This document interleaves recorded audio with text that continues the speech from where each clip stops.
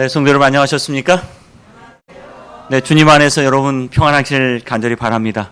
특별히 오늘 우리 가운데 기쁜 소식으로 찾아오신 두 분이 계십니다. 우리 임재원 성도님, 정덕순 성도님, 오랜만에 우리 아픔과 병마를 뚫고 일어나서 다시 교회를 찾아주셨습니다. 우리 크게 박수로 환영해 주시길 바랍니다. 네. 제가 보니까 이 박수 소리가 아픈 병까지 다 낫게 하실 것 같아요. 이제 주의 치유하시는 능력이 우리 두 분께 함께 하길 바라고, 위로하시고 평안을 주시는 주의 손길이 함께 하기를 간절히 바랍니다. 여러분, 우리가 이렇게 안식일마다 회복되고 안식일마다 주의 말씀으로 다시 한번 소망을 갖게 하신 주께 감사합니다. 오늘은 하나님을 사랑하라 라는 제목으로 제가 여러분과 함께 말씀의 은혜를 나누기를 원합니다. 신명기 6장 4절 5절 말씀입니다. 이스라엘아 들으라. 우리 하나님 여호와는 오직 유일한 여호와시니 너는 마음을 다하고 뜻을 다하고 힘을 다하고 내 하나님 여호와를 사랑하라. 이 신명기 6장 4절로 5절 말씀은 신명기서의 주제입니다. 사실 가장 중요한 말씀이고, 이 말씀을 누구도 하셨어요? 예수님께서도 하신 말씀입니다. 모세는요, 하나님의 율법과 규례에 대해서 열심히 설명을 했어요. 하나님의 율법은 이러하다. 하나님의 규례를 이렇게 지켜야 한다. 율법은 우리를 지키게 해주고, 율법은 우리를 생존케 해주고, 율법은 우리를 보호해주고, 율법은 우리의 삶을 길게 해주는 것이다 라고 설명하면서, 이 율법을 어떻게 지키느냐라는 이야기를 하면서 결론적으로 뭐라고 이야기를 해요? 하나님을 뭐하라? 사랑하라. 율법과 하나님을 사랑하라는 말씀은요, 대단히 큰 연관관계를 가지고 있다는 사실입니다. 신명기 6장 5절에는 이렇게 이야기합니다. 누구를 사랑하라? 하나님을 사랑하라. 사랑하라. 여러분은 여호와 하나님을 사랑하십니까? 여러분, 사랑이란 뭘까요? 사랑의 명령은요, 한 번에 끝나는 명령이 아니에요, 여러분. 오늘 사랑하다가 내일 싸울 수 있어요, 없어요? 있어요. 그러면 오늘까지의 관계가 내일은 어떻게 돼요? 끊어지고 만다는 사실이에요. 이 사랑이란 명령은 결코 일회성 명령이 아닙니다. 나 하나님의 명령을 지켰어, 하나님의 율법을 지켰어 라고 끝나는 게 아니에요. 사랑은 언제까지 사랑해야 돼요? 맞아요, 여러분, 끝까지 사랑해야 합니다. 끝까지 사랑하지 않으면 언제든지 그 관계는 어떻게 돼버려? 깨어질 수 있다는 사실입니다. 오늘까지 관계가 좋았다가도 내일 뭐 하면요, 내일 싸우면 그 관계에 뭐요? 쉽게 말하면 도루묵 되는 거예요. 도루묵. 처음으로 다시 돌아가는 겁니다. 하나님을 사랑하라는 명령은요, 하나님과의 관계를 언제까지요? 끝까지 영원토록 뭐하라? 유지하라라는 말씀입니다. 끊임없이 끝까지 하나님을 뭐 해야 돼요? 사랑해요. 오늘 사랑했는데 내일부터 안 사랑하면 어떻게 돼요? 여러분, 관계가 없어지는 겁니다. 성경에는 어떻게 하나님을 사랑하라고 나오고 있습니까? 요한복음 14장 15절을 보니 이렇게 이야기합니다. 너희가 나를 사랑하면 뭘 지키라? 나의 계명을 지키라. 여러분, 사랑은요, 사람과 사람과의 관계를 유지시키는 감정이면서도 행동입니다. 만약에 이 사랑이라는 감정이나 행동이 오늘 끝이 나면 내일부터 그 사람과의 관계가 어떻게 돼요? 사라지는 겁니다. 마찬가지입니다. 율법도 하나님과의 사람 사이의 감정이며 관계이며 행동입니다. 오늘 우리가 하나님을 사랑해서 율법을 지키다가도 내일부터 하나님의 율법을 지키지 않으면 뭐가 돼요? 그 관계가 끊어질 수 있다는 사실입니다. 여러분은 하나님의 율법을 어떻게 사랑하십니까? 대답이 이렇게 적어지는데요. 우리가 하나님 사랑한다면요, 무엇을 사랑해야 되냐면 하나님의 계명과 율법을 사랑해야 합니다.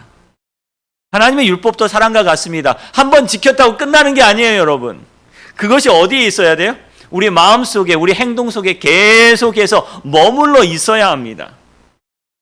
우리가 그 법을 계속 지키지 않으면 어쩌면요, 우리가 어느 순간 그 법을 잃어버리면 하나님과의 관계도 잃어버릴 수 있다는 사실입니다. 왜요? 사랑이 그거와 같기 때문에 그렇습니다. 어떤 사람이 율법을 깨면 관계도 깨지는 법입니다. 사랑이 그와 같습니다. 모세는 하나님을 사랑하라고 이스라엘 백성들에게 명령합니다. 사랑하라. 사랑하라. 그것이 하나님과의 우리와의 관계를 지속하는 방법이다라고 이야기하죠. 시편의 기자는요, 이렇게 이야기합니다. 내가 사랑하는 주의 계명들을 스스로 즐거워하며 내가 사랑하는 주의 계명을 향하여 내 손을 들고 주의 율례들을 작은 소리로 읊조리려. 그러므로 내가 주의 계명들을 금, 곧 순금보다 더 사랑하나이다. 여러분, 우리도 이렇게 고백할 수 있나요?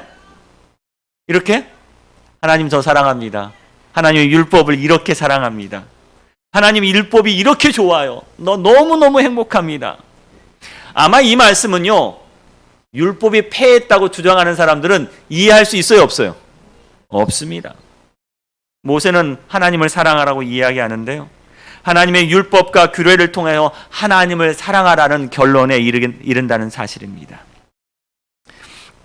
어떤 사람이요, 당신이 마음이 울적하고 슬플 때 이걸 한번 적어보라고 합니다. 뭘 적어보냐? 내가 사랑하는 것 100가지를 적어보래요. 여러분, 여러분이 사랑하는 것 100가지 적을 수 있습니까?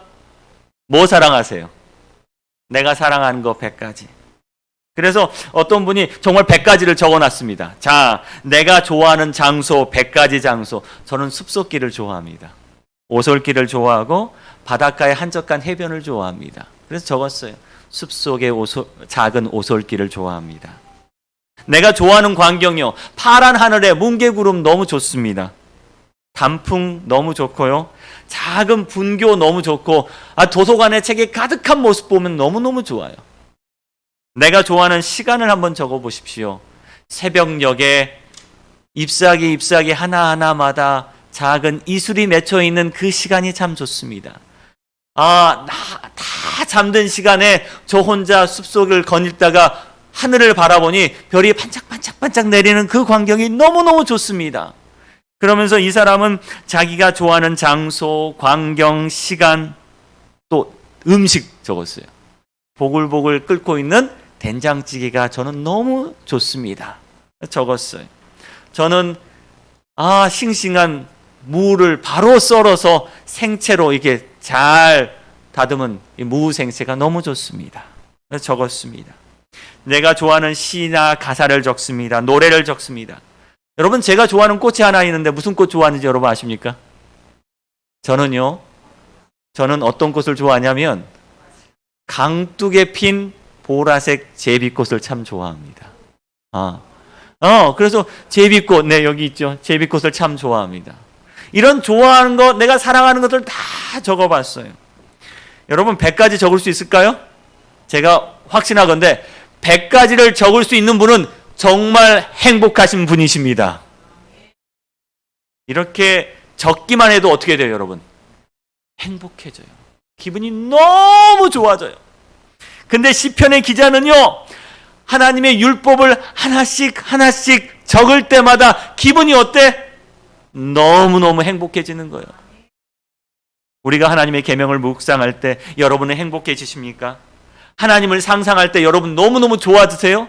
하나님의 선하심, 하나님의 진실하심, 하나님은 정말 나에게 선하시고 착한 분이셔. 나도 그분을 뭐하고 싶어? 닮고 싶어. 기분 좋아져요, 안 좋아져요? 좋아집니다. 멋있는 남자, 저는 남자니까 여자 말고 멋있는 남자 사진을 보면 나도 저렇게 멋있으면 정말 좋겠는데 라는 생각 드세요, 안 드세요? 네, 들어요. 우리 여자분들은 더 하실 거예요. 멋있는 연예인 보면 나도 좀 닮았으면 참 좋겠는데 라는 생각이 들어요, 안 들어요? 들어요. 저희 집사람은 저만 보면 나 많이 늙었지 라고 하시면서 누구 사진 보면서 참 예쁘다라고 이야기해요. 그 말은 뭐요? 나도 저 예쁜 모습 뭐하고 싶어요? 닮고 싶다는 거예요. 우리가 하나님의 모습을 보면서요, 그런 마음을 가진 것 정말 행복한 겁니다. 하나님의 저 선하심, 나도 저렇게 닮고 싶어. 이게 바로 율법과 하나님의 계명을 사랑하는 사람들의 모습이라는 사실이에요. 이 시편 119편에는 아까 읽었던 것처럼요, 이 기자는요, 여호와의 율법과 계명을 읽을 때마다, 읊조릴 때마다 마음이 어때요? 너무 기뻤어요. 근데 우리는 솔직히 어떻게 해요? 별로야. 우리는 하나님의 계명을 읊조릴 때마다 뭐가 생각나요? 네, 제가 생각나니까 점점 뭐 하고 싶어요? 멀리 하고 싶어요. 그런데 정말 하나님을 사랑하고 하나님을 존경하고 하나님밖에 없는 사람은요, 그분의 말씀과 그분의 율법을 읊조릴 때마다 나는 그게 왜 이렇게 좋은지 모르겠어. 성경을 오랜만에 펼쳐서 태초에 하나님이 천지를 창조하시니라, 이 말씀을 다 읽는데 하나님이 뭘 만드셨어요? 나를 만드셨구나. 아멘, 감사합니다. 이게 누구 사랑하는 거예요? 하나님 사랑하는 겁니다. 내가 새벽녘에 이 말씀 다 읽으면서 하나님께서 나에게 힘 주신다, 나에게 위로하신다, 나를 치유하신다, 이 말씀을 내가 읽을 때 하나님 사랑합니다. 저도 이런 하나님 뭐 하고 싶어요? 만나고 싶어요. 이게 진짜 하나님 사랑하는 모습입니다. 여러분, 그렇게 하나님 사랑하기를 간절히 바랍니다. 여러분, 오늘 내가 사랑하는 하나님 100가지를 한번 적어보시길 바랍니다. 두 번째요, 이 신명기 6장 4절로 5절 말씀은 이렇게 표현하고 있습니다. 우리 하나님 여호와는 오직 유일한 여호와이시니 너는 마음을 다하고 뜻을 다하고 힘을 다하여 뭐하라? 사랑하라. 여러분, 우리 가족 가운데 자녀가 하나뿐이라면 어떻게 사랑해요? 끔찍이 이렇게 사랑해요. 마음을 다하고 뜻을 다하고 힘을 다하여 이 하나밖에 없는 뭘 사랑해요? 자녀를 사랑합니다. 이 유일한이라는 말은요, 매우 절대적인 개념이에요. 유일한 것은 다른 게 있다는 거예요, 없다는 거예요? 없다는 겁니다. 오직 하나밖에 없다는 거예요. 세상에 하나밖에 없는 절대적인, 대체할 수 없는 것입니다. 우리는 이걸 얻기 위해서 어떻게 사랑해요? 여기 보니까 힘을 다하고 뜻을 다하고 노력하고, 이걸 얻기 위해서 노력하는 겁니다. 다른 성경에 보니까, 성경 번역본에 보니까 이렇게 이야기합니다. 마음을 다 기울이고 정성을 다 바치고 힘을 다 쏟아 여호와를 사랑하라. 지난주 저희 집 아이들이 이제 학교를 떠났습니다. 개학을 해가지고 학교를 떠나고 집사람이 아이들 방을 딱 정리하다가 오래된 책상을 바꿔주려고 책상을 딱 이제 내놓았습니다. 근데 책상을 이렇게 이제 풀고 조립하는 과정 가운데 뭐가 안 보이냐면 나사 하나가 안 보이는 거예요. 나사 딱 하나가. 이 나사가 하나가 꼭 있어야 돼요. 근데 안 보이는 거예요. 아무리 찾아도 보이지 않습니다. 만약에 이 나사를 대처할 수 있는 뭔가 있으면 이 본래 나사가 필요해야 안 해요? 필요하지 않아요. 제가 열심히 찾고 있는 집사람을 위해서 저도 이 나사를 대처할 수 있는 또 다른 나사를 찾기 위해서 제 공구 가방을 열어가지고 여러 나사를 맞춰보고 찾아봤는데 결국 못 찾았어요. 근데 제 집사람은 포기할 수 없었나 봅니다. 그래서 집안을 다 뒤지기 시작했어요. 뭐 찾으려고요? 나사 하나 찾으려고요. 그리고 드디어 그 다음날 뭘 찾았어요? 나사를 찾았어요. 물어보세요. 그러면서 하는 말이 마음을 다하여 뜻을 다하여 힘을 다하여 뭐 찾은 거예요? 나사 하나 찾은 거예요. 왜요? 이걸 대처할 수 없기 때문에 그렇습니다. 여러분, 우리의 신앙이 그래요. 무언가 대처할 수 있다면 우리는 더 이상 우리의 신앙을 찾지 않을 겁니다. 우리에게 영적 갈급함이 있는데 이 영적 갈급함을 채워줄 수 있는 다른 것이 있다면 우리는 뭘 찾지 않아요? 하나님을 찾지 않습니다. 그런데 하나님밖에 그걸 채워줄 수 없다면 오늘 우리는 뭘 찾을까요? 하나님을 찾을 것입니다. 하나님밖에 절대적으로 유일한 한 분이란 걸 우리가 깨닫게 되면 우리는 마음을 다하고 뜻을 다하고 힘을 다하여 누구를 사랑해요? 하나님을 사랑할 것이라는 사실이죠. 왜요? 그분밖에 없기 때문에요. 내 인생에 뭐밖에 없어요? 하나님밖에 없기 때문에. 그런데 만약 우리가 하나님을 대처할 수 있는 무언가 찾았어요. 그러면 우리는 더 이상 하나님을 찾지 않아요. 하나님을 마음을 다하고 뜻을 다하고 힘을 다하여 하나님 사랑하지 않습니다. 뭘 사랑해요? 하나님을 대신할 수 있는 그것을 사랑하겠죠. 그리고 그것을 찾기 위해서 마음을 다하여 뜻을 다하여 힘을 다하여 찾고 다닐 것입니다. 상대적으로 다른 것을 찾았으니 이제는 뭐가 필요 없는 거예요, 여러분? 상대적으로 다른 걸 찾았으니 절대적인 하나님이 필요하지 않는다는 사실입니다. 모세가 보이지 않게 되었습니다. 이스라엘 백성들에게 뭐가 안 보여요? 모세가 안 보이니까 누가 안 보이냐면 하나님이 안 보였어요. 그러니까 이스라엘 백성들은 광야에서가 뭘 만들었어요? 금송아지를 만들었어요. 드디어 하나님을 대신할 뭘 찾은 거예요? 다른 것을 찾은 겁니다. 더 이상 그들은 힘을 다하고 뜻을 다하여 뭘 찾을 필요가 없어요. 하나님을 찾을 필요가 없었다는 사실입니다. 하나님 대신 우리를 만족시킬 수 있는 것이 있다면 우리는 하나님을 찾지 않을 것입니다.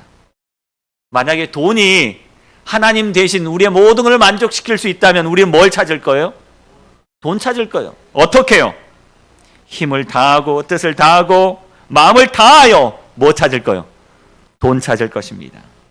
만약 친구가 하나님을 대처할 수 있다면요, 가족이 대처할 수 있다면요, 물질이 하나님을 대처할 수 있다면, 과학이 하나님을 대처할 수 있다면 우리는 더 이상 마음을 다하여 뜻을 다하여 힘을 다하여 하나님을 찾지 않고 그 다른 것을 찾을 것입니다.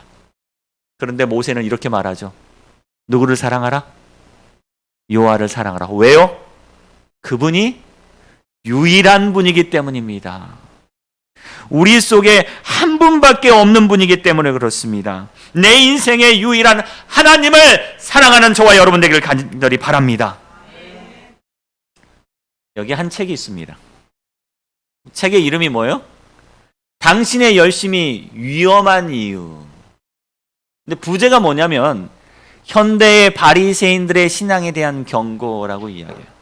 여러분, 신앙을 하는데 열심이면 다 좋죠. 그런데 열심히 위험한 이유가 있다는 거예요. 만약 삐뚤어진 바리새인들은요, 열심히 신앙을 했는데 무엇을 위해 신앙을 했냐면 자기를 위해서. 자기가 이 바리새인들이 사랑한 건 누구였어요? 자기 자신이었어요. 그래서 정말 열심히 마음을 다하여 뜻을 다하여 힘을 다하여 누구를 사랑했어요? 나를 사랑했어요. 그러니까 당신의 열심이 위험한 이유입니다. 여러분, 우리는 누구를 사랑합니까? 하나님을 사랑합니까? 아니면 나를 사랑합니까? 여러분, 제가 신명기 6장 4절로 5절 말씀을 이렇게 적어놨습니다. 우리 하나님 여호와는 오직 유일한 여호와시니 너는 마음을 다하고 뜻을 다하고 힘을 다하여 내 하나님 여호와를 사랑하라. 근데 제가 여기서 세 단어를 지어봤어요. 세 단어를 딱 지어봤습니다. 어떻게 지었어요? 우리 하나님 지었어요. 는 유일한 지었어요. 너는 마음을 다하여 뜻을 다하여 힘을 다하여 내 하나님 뭘 사랑하라 했는데 요 지운 세 곳 대신 뭘 집어넣어요? 금송아지 집어넣으면 말 될까요? 안 될까요? 금송아지 한번 집어넣을까요? 우리 하나님 금송아지는 오직 유일한 금송아지이시니 마음을 다하여 뜻을 다하여 힘을 다하여 내 하나님 금송아지를 사랑하라. 말 돼요? 안 돼요? 말 안 돼요? 말은 돼요. 말은 안 되는데. 자, 여기다가 뭘 또 넣어볼까요? 우리의 하나밖에 없는 자녀를 넣어볼까요? 우리 하나님, 내 자녀는 오직 유일한 자녀이니 내 마음을 다하여 뜻을 다하여 힘을 다하여 내 하나님 내 자녀를 사랑하라. 내 집을 한번 넣어볼까요? 우리 하나님, 우리 집은 오직 유일한 우리 집이니 마음을 다하여 뜻을 다하여 힘을 다하여 내 하나님 우리 집을 사랑하라. 보니까요, 보니까 뭐가 돼요? 뭐만 빼면요. 유일한 하나님 한 분, 그분을 빼면 내가 사랑하는 다른 것들을 다 집어넣어도 말은 된다는 사실이에요. 여러분, 우리의 목적을 잊지 말길 바랍니다. 유일하신 참 하나님을 여러분 사랑하기를 간절히 바랍니다. 여기 이런 말씀이 있습니다. 시편 16편 2절 말씀입니다. 내가 여호와께 아뢰되 주는 나의 주님이시오니 주밖에 나의 뭐가 없어요? 복이 없다 하였나이다. 시편 73편에도 이런 말씀이 있습니다. 하늘에는 주 외에 누가 내게 있으리요 땅에서는 누구밖에요? 주밖에 내가 사모할 이가 없나이다. 여러분, 한 분만 사랑하시기를 간절히 바랍니다. 저희 집사람도 질투를 할까요, 안 할까요? 네, 해요. 제가 누구 보면요, 다른 여자 보면 질투해요, 안 해요? 해요. 네, 그렇겠죠. 오직 누구만을, 한 사람만을, 오직 한 분만을 사랑하라고 주의 말씀은 우리에게 말하고 있습니다. 제가 좋아하는 한 복음성가가 하나 있습니다. 그 복음성가의 제목이 뭐냐면 밤이에요. 밤. 이 밤이라는 복음성가를 이게 듣다 보면요. 오늘 하루를 중간부터 좀 들었습니다. 가사를 보십시오. 그려본다. 감사도 열정도 조금 아쉬운 오늘이었지만 내일은 더 많이 웃어보자. 더 많이 사랑하자.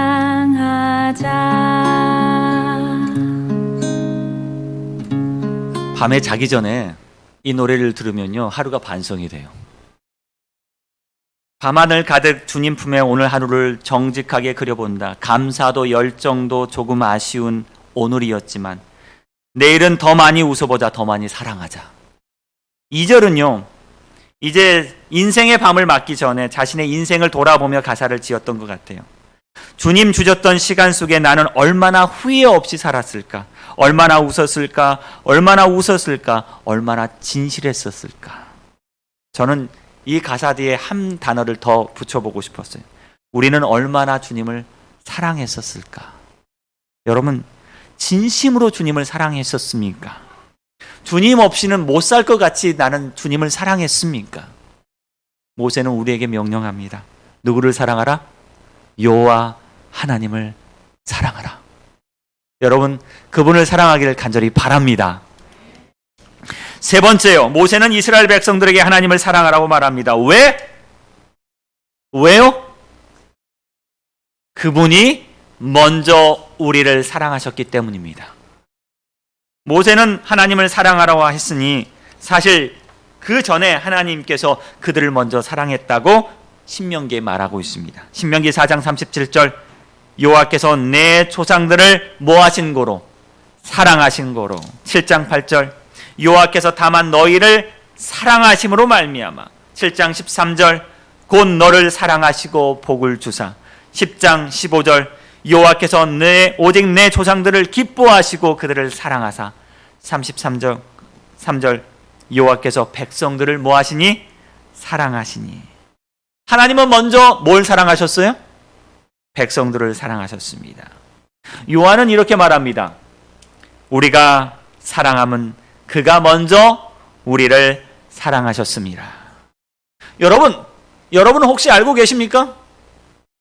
하나님께서 여러분을 먼저 사랑했다는 사실을, 하나님께서 여러분을 지극히 사랑하고 계심을 여러분 알고 계십니까?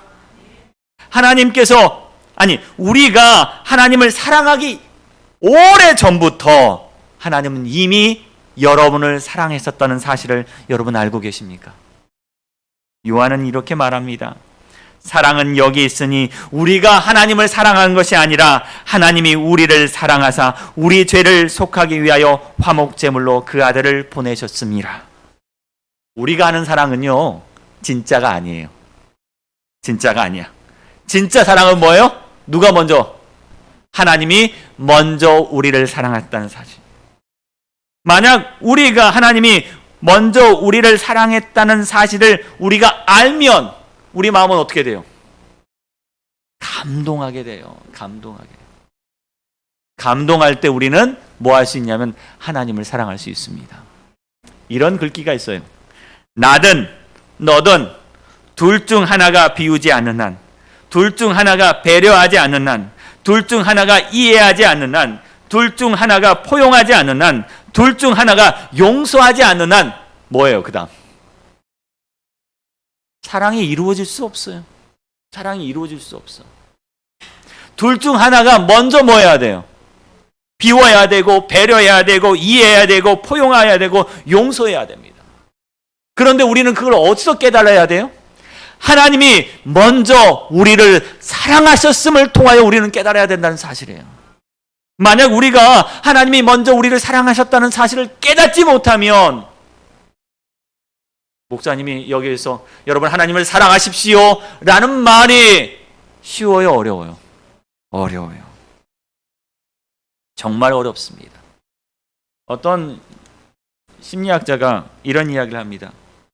이 두 가지 초보 운전에 관련된 사진 가운데 이 두 가지 중에 뭐 어떤 말이 더 설득력이 있겠습니까? 라고 이야기를 해요. 자, 한 사진에는 뭐라고 나왔냐면, 이 차에는 성깔이 있는 아들이 타고 있어요. 이 말하고 위급시 아기 먼저 구해주세요. 이 두 단어 중에 어떤 구절이 더 운전하는 사람들에게 호소력이 있겠느냐라는 이야기예요. 아기 먼저 구해주세요. 왜?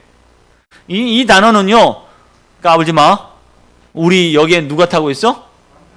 깡패 같은 아들이 타고 있으니까 조심해서 다녀요. 라고 마치 뭐처럼 들려요? 협박처럼 들려요. 근데 여기에는 뭐요? 도와주세요. 나를 먼저 도와주세요. 라는 말처럼 들린다는 사실입니다. 가는 말이 고와야 오는 말도 고운 법이에요.